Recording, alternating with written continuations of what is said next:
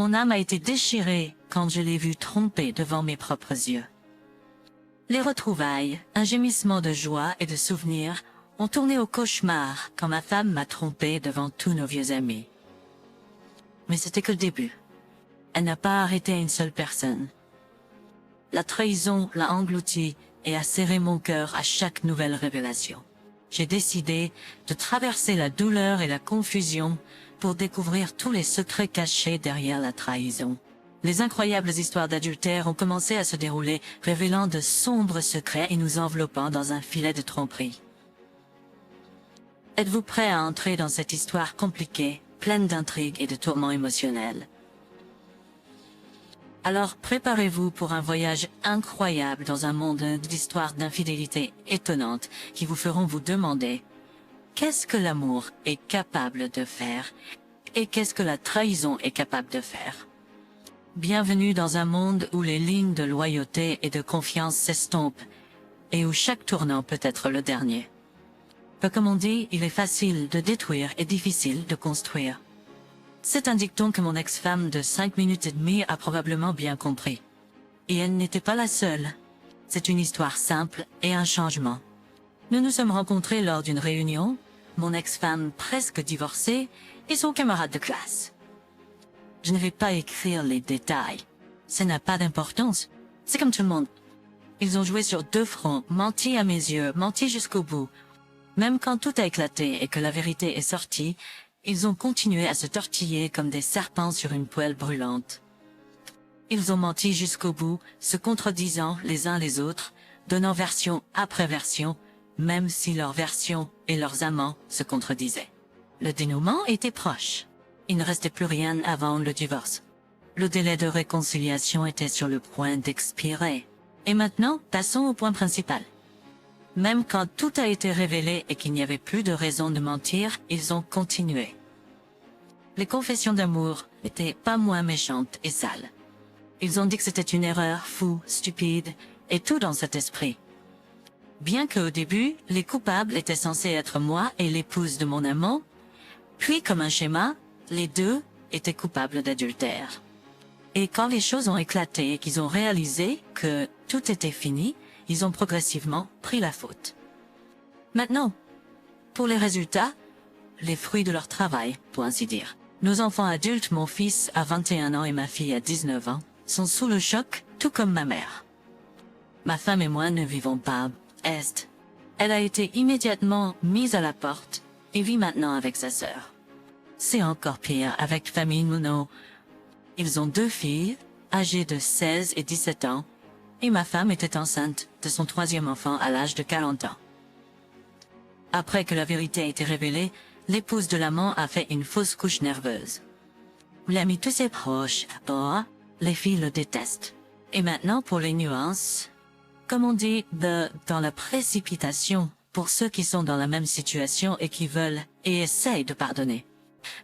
Un petit extrait de la correspondance des amants avant le grand boom, pour ainsi dire, avant que la vérité éclate et qu'il y ait un scandale, les amants ont noblement décidé de rompre toute relation et de maintenir leur famille ensemble. Je ne trouve pas de mots culturellement appropriés pour eux, mais à la fin ils se sont remerciés mutuellement pendant longtemps et ont déclaré leur amour l'un pour l'autre et se sont dit au revoir de manière touchante et tragique. Maintenant que tous deux sont exilés et que les familles ont tout appris, qu'ils ont tout perdu, ils ont choisi une nouvelle tactique. Se rejeter la faute l'un sur l'autre, qui a commencé en premier, qui a mis le désordre et qui n'était qu'une victime. Comment sais-je? C'est simple. Nous avons parlé à la famille de l'amant, le frère de la femme de l'amant, pour être précis, pour savoir s'il fallait pardonner et donner une autre chance. Vous pouvez réfléchir par vous-même. J'ai déjà décidé pour moi-même. Et maintenant un petit récapitulatif pour nous, pour la famille. Ma presque ex-femme et moi étions ensemble depuis plus de 20 ans. Après, nous avons étudié dans des collèges différents, mais à la même école. Nous avons traversé beaucoup de choses ensemble, et maintenant, tout a été jeté aux toilettes. C'était encore pire avec la famille de mon amant. Elle venait d'une famille dysfonctionnelle, et elle était l'opposé. Elle venait d'une famille heureuse, belle, mais elle l'avait toujours aimé. Elle est tombée amoureuse quand elle l'a vu à l'université. Elle l'a toujours défendu devant ses amis et ses parents, l'a toujours aidé et soutenu dans tout. Et il s'est avéré être, que puis-je dire d'autre? J'ai fait une crise de nerfs et une crise cardiaque. La femme de mon amant a fait une fausse couche et une terrible dépression, ainsi qu'une crise de nerfs. Tous les enfants sont choqués et bouleversés. Ça en valait la peine. Et qui sont les amants après ça? Les questions sont rhétoriques, mais le choc et les dommages sont bien réels. Et pour avoir autre chose à penser, laissez-moi vous donner un exemple de l'histoire de mon ami. Néhémie, c'est court, mais très intéressant et révélateur. J'ai un ami en particulier. Eh bien, comme d'habitude, il est rentré d'un voyage d'affaires plus tôt que prévu. L'humeur était au beau fixe.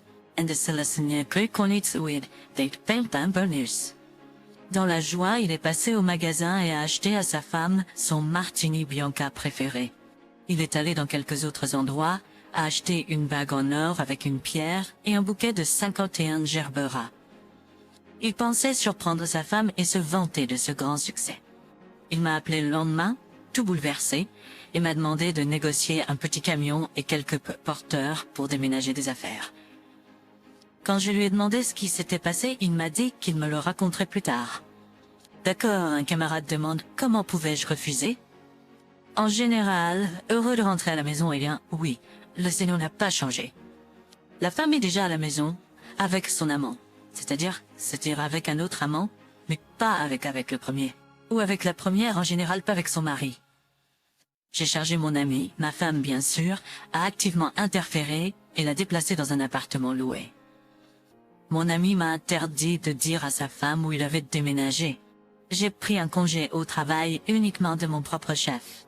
Le lendemain, sa femme est venue chez moi et a exigé dans un ultimatum le retour de son mari. Pour l'amener à la maison, pouvez-vous imaginer? La formulation était « tu l'as emmené, tu le ramènes ». Ça a duré une semaine. La femme de mon ami venait directement chez moi après le travail et elle était en dispute, exigeant le retour de son mari. Tout cela s'est terminé par le fait que mes nerfs ont cédé et je l'ai envoyé loin. Je l'ai jeté dehors. Je ne sais pas comment, mais après environ un mois, ma femme a trouvé l'emplacement de son mari, c'est-à-dire mon ami. Je ne sais pas quelle conversation ils ont eue là-bas. Mon ami est rentré à la maison, mais seulement pendant 3 mois. Savez-vous pourquoi? Parce qu'il n'a pas pu pardonner à sa femme, bien que la rumeur dise que la femme a demandé pardon et a fait du chantage aux enfants. Il y a 2 enfants. Quoi qu'il en soit, l'épilogue. Un mois plus tard, j'étais assis à la maison, en train de boire une bière, sans attendre personne, et la sonnette a retenti. J'ai ouvert la porte. La femme de mon camarade elle-même. Il s'avère que c'était de ma faute d'avoir pris son mari ce jour-là, mais si je l'avais pas pris, ça aurait été différent. Maintenant, je peux me réjouir car j'ai réussi et détruit une famille forte et amicale. Mais pouvez-vous même imaginer ça? Quoi qu'il en soit, merci à tous de m'avoir écouté. J'ai besoin de me défouler. C'est fini et je prends congé. Auditeur, c'est moi, votre narrateur, et restez à l'écoute car j'ai encore quelques mots, quelques pensées à partager. Que vous les souteniez ou non, écrivez-les dans les commentaires. En attendant, veuillez écouter. Vous êtes terre et la fin d'une relation. Beaucoup de gens pensent qu'il n'y a pas de perspective pour un développement ultérieur, pour le développement d'une union familiale normale. Cependant, parmi les partisans de ce point de vue, il y a ceux qui croient que cela peut fonctionner et même être développé, entre guillemets. Comme je l'ai remarqué, la majorité d'ailleurs sont des hommes. Voici un aperçu de leurs arguments que j'ai compilés en 4 points. Premièrement, avec l'adultère, la chose la plus importante est violée, qui est la confiance. Je suis totalement d'accord. Je me précipite autant que possible en signant chaque mot, n'est-ce pas? Vous voyez, il ne reste toujours qu'un petit doute dans l'âme qui, avec le temps, accomplit une tâche très importante, malheureusement négative. C'est-à-dire, il fait son travail destructeur. Les ressentiments s'accumuleront, suivis de scandales. Et finalement, une crise psychologique se produira et la relation n'ira nulle part. Cela ne fera que sucer l'énergie vitale de chaque partenaire. Deuxièmement, si un homme pardonne la trahison d'une femme, il doit comprendre qu'il tombe dans ses yeux. Je parle souvent de cela dans les conclusions après la vidéo et je le dirai et le répéterai, car en le faisant, quand un homme le fait, il démontre sa faiblesse en tant qu'homme, n'est-ce pas? La plupart des femmes trahissant du sexe féminin ne verront pas ce geste comme une démonstration de noblesse. Chères femmes, s'il vous parlez-nous de cela, dites quelque chose à ce sujet ou non. C'est très intéressant d'écouter. Nous avons 92% d'audience masculine sur la chaîne, et donc nous entendons souvent l'opinion des hommes.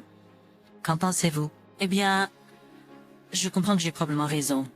Subconsciemment, une femme commence à perdre le respect pour son partenaire, ce qui peut se transformer en mépris et en dédain.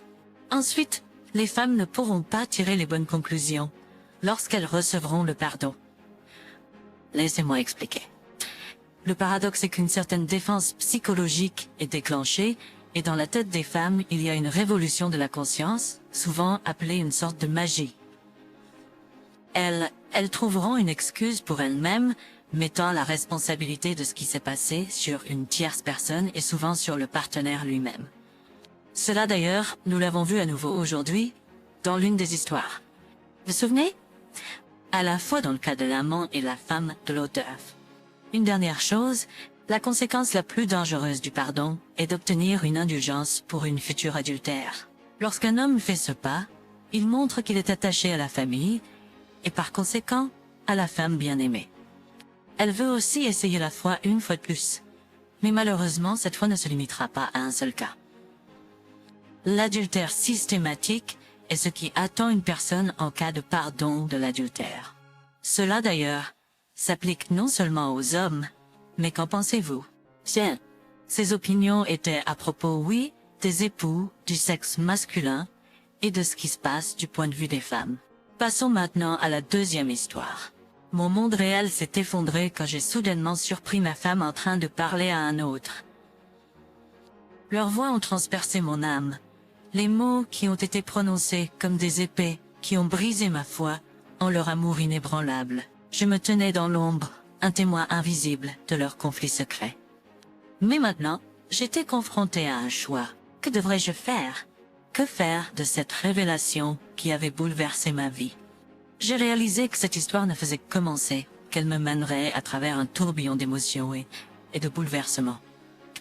Des histoires incroyables de destin et de traumatisme se dérouleraient inévitablement, ouvrant des portes sur des secrets et des mystères qui changeraient toutes les notions de loyauté et de trahison. Êtes-vous prêt à vous embarquer avec moi dans ce voyage palpitant dans un monde de doutes et de décisions? Alors préparez-vous pour une saga incroyable où chaque tournant peut être le dernier et chaque décision la clé d'un nouveau chapitre de notre destin.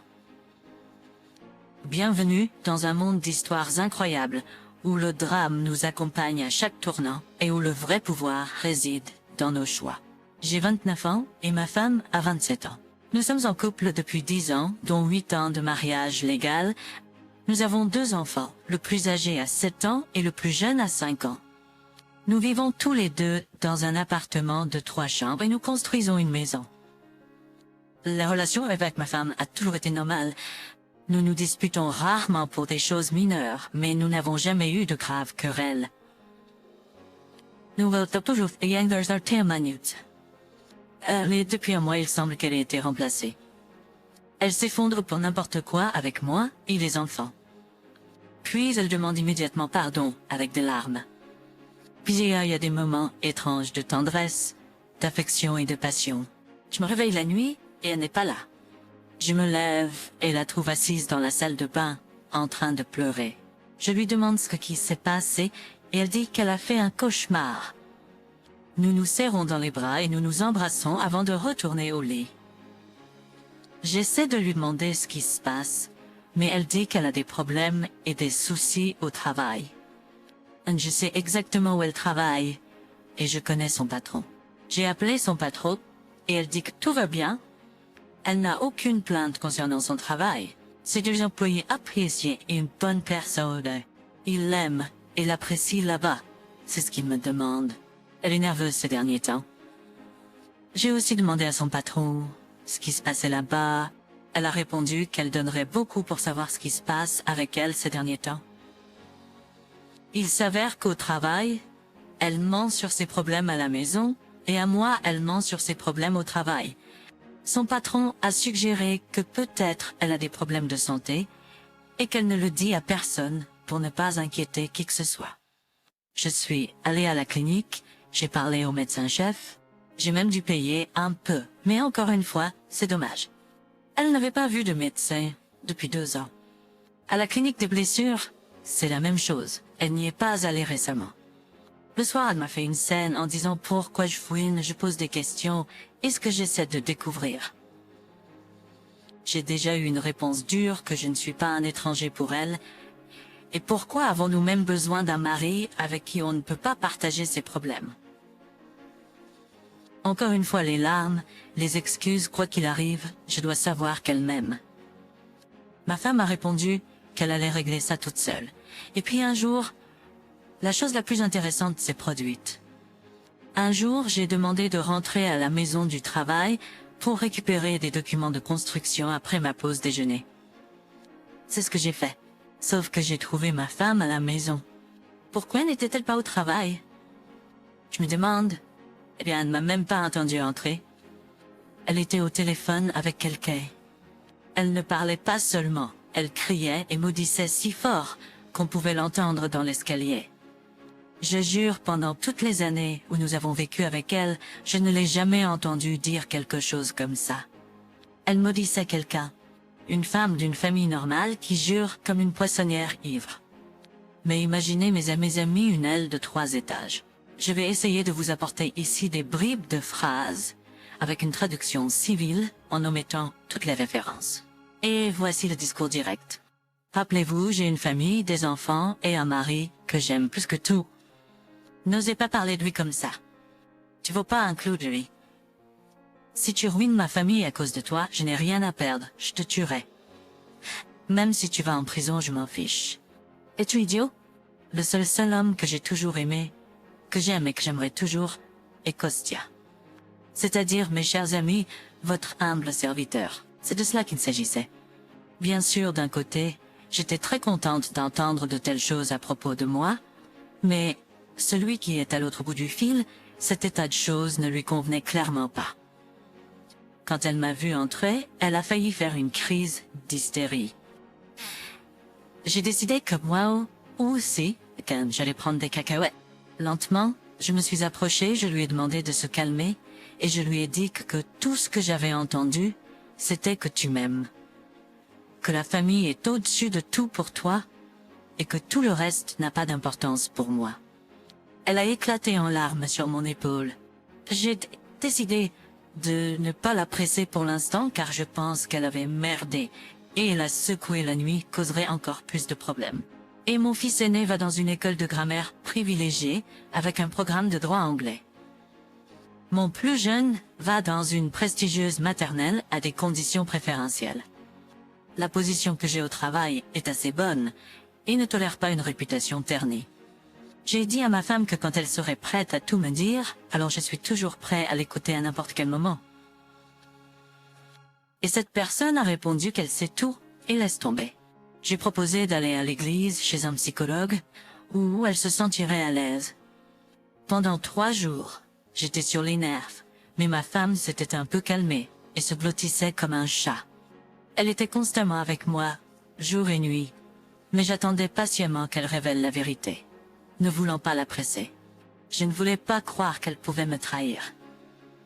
Le divorce n'est pas une option pour le moment, et nous avons tellement de projets pour l'avenir. Notre maison doit encore être terminée, il ne reste que les travaux de finition. J'ai promis aux enfants que nous irions tous à la mer cet été, et ils étaient excités parce qu'ils savent que si papa dit qu'il fera quelque chose, il le fait toujours. Je veux aussi inscrire notre plus jeune au même gymnase, mais nous devons trouver une place bientôt. Mais son silence m'inquiète encore plus, car je suis complètement dans le noir. Mes chers amis, merci de m'avoir écouté raconter mon histoire. Je répondrai toujours aux commentaires et je serai heureuse de discuter avec vous des raisons possibles du comportement étrange de ma femme. Of course, the obvious explanation is something we all understand, but maybe there is something else going on. If you enjoyed this story, please like and subscribe to the channel. It would be the best way to show your appreciation for our efforts. See you soon.